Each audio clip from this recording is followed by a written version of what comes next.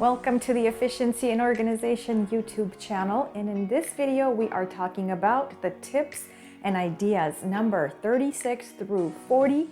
This is the next video in the series of videos that goes up to 100. So 100 ideas will be shared in total on how to be more organized, more productive, have better time management, be more decluttered, have good plans. So let's talk about tip number 36. Have a Christmas list done and saved somewhere to refer to each day during the winter holidays. So I already have a Christmas list that I keep on a Word document, and each year I make adjustments. So if I'm gonna add people, I add. If I'm gonna remove people, I remove. But basically, I have this list that I go off of when I am doing my shopping. That way I'm not forgetting anyone and I'm not buying gifts I don't need. So it's a very nice organized list that helps me, and I suggest you do it also and save it in your documents on your computer. And by the way, these tips are not in any kind of order. They have to do with just any aspect of life. Sometimes the tips have to do with work. Sometimes they have to do with your small business if you have one. Sometimes they have to do with your personal life. Sometimes they're about you being a student. And you'll get ideas and tips that you can share with others. You could share these videos with people around you, because ultimately, out of the 100 tips, there are going to be so many that are going to apply to you that you can use and grow from. Tip 37, have people's phone numbers saved somewhere, whether you want to use a Word document or an Excel document, but keep those numbers handy. Keep people's information handy. It's so important, because if you lose your phone, you want to be able to at least go into your computer on this document that you have where you can retrieve ways to contact people again. Of course, you could contact them by social media too, but having a list somewhere with people's phone numbers is going to be really, really helpful for you. Tip 38, make sure you are scheduling one self-care activity or fun activity for yourself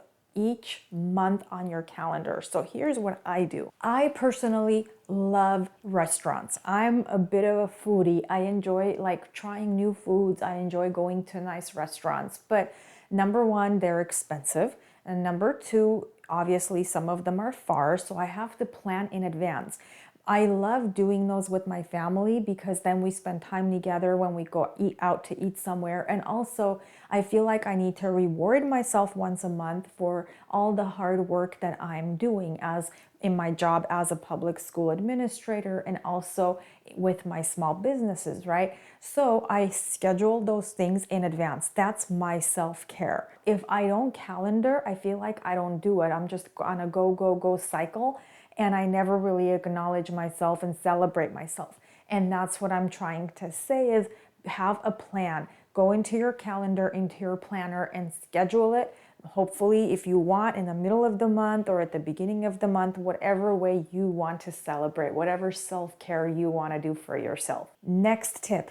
If any of the drawers in your kitchen, in your house, in your bathrooms, at work, if you open them and there's just stuff everywhere, what you can do is empty it all out. Take all that stuff out. Go to the Dollar Tree or on Amazon. Go and buy these little containers that you can put to have categories. The last tip for this video has to do with your food recipes. So I remember 3 years ago, I opened one of my cabinets in the kitchen because I do spring cleaning that's really detailed once a year. And I was like, oh my gosh, I have recipe books everywhere. I had printouts everywhere. And I realized I need to do something about it to be more organized. So I decided to scan some of them. And instead of having books and papers, I scanned them all and created a file on the computer that I can refer to for those recipes. So see what you want to do. Do you want to make a binder where you have them all stored? Do you want to do what I did, where you scan them and save them on a computer in one recipe file? Find some way to organize them nicely. Okay, so tips 41 through 45 will be done in the next video, and all the ones previous to this one will be shared with you in the description box that you can check out of this video. I would appreciate it if you can join our community of subscribers.